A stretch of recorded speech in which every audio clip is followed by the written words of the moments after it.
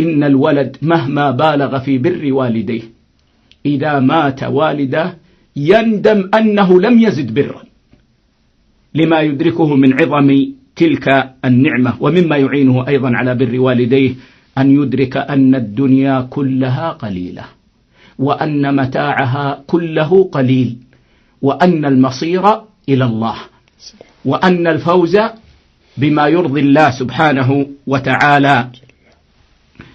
فما الذي يلهيه عن بر والديه؟ أتلهيه الدنيا وهي كلها قليلة؟ يلهيه متاع الدنيا وهو كله قليل، والخير كله والكثرة كلها في بر الوالدين والإحسان إليهما والتقرب إلى الله عز وجل بطاعتهما. ومما يعينه على البر أن يوقن أنه مهما عمل من بر فإنه لن يكافئ والديه. نعم والله، مهما عمل من بر فسابقة الإحسان من والديه أعظم.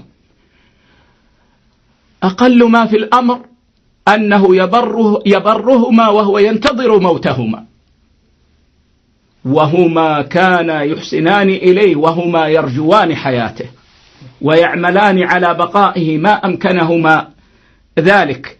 ولذلك روى مسلم عن أبي هريرة رضي الله عنه قال رسول الله صلى الله عليه وسلم: لا يجزي ولد والدا إلا أن يجده مملوكا فيشتريه فيعتقه، وما دون ذلك فإحسان الوالدين أعظم من إحسانك، وإحسان الوالدين أعظم من برك مهما حصل ومهما كان. وأختم بأمر عظيم، ألا وهو قراءة سير الصالحين في بر الوالدين.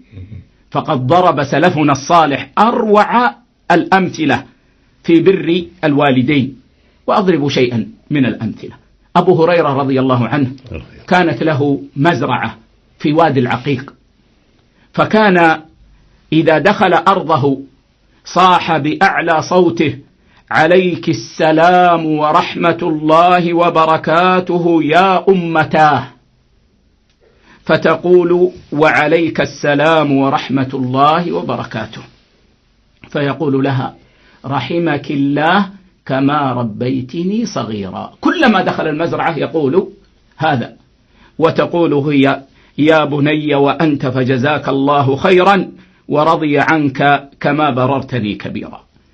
وكان علي بن الحسين كثير البر بأمه، ومع ذلك لم يكن يأكل معها.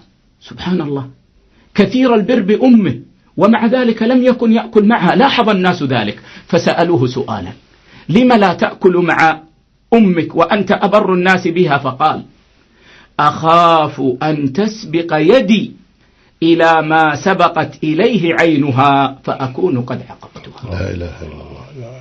ما أعظم البر وما أعظم الإحسان، وهذه أمور عظيمة. ولو أن تأملنا في هذا الأمر لوجدنا أن فيها إعانة على أن يبر أحدنا بأبويه. ولا أنسى من الوصية بالدعاء أن ندعو الله أن يكرمنا ببر والدينا يا رب، وأن يجعلنا ممن أحسنوا إلى والديهم، والله أعلم.